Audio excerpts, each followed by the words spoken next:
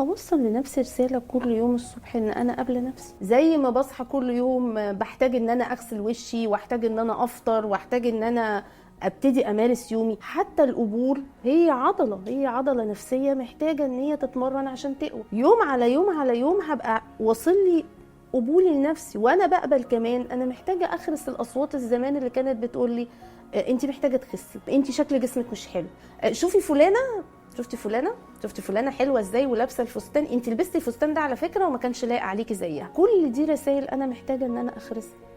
ولما اخرس الرسائل دي يبقى واجدد كل يوم قبولي لنفسي، فعلا هتبقى عضلتي النفسيه قويه. ومن بعد كده بقى تجيلي اي رساله من مطرح ما تيجي، خلاص انا قولوا ما تقولون، انا قابله نفسي كلها على بعضها من غير لا خزي ولا عار ولا احساس بالدنيا. فمحتاجين نجدد النيه، وكل يوم نصحى كده نقول انا قابل نفسي كلها على بعضها زي ما هي.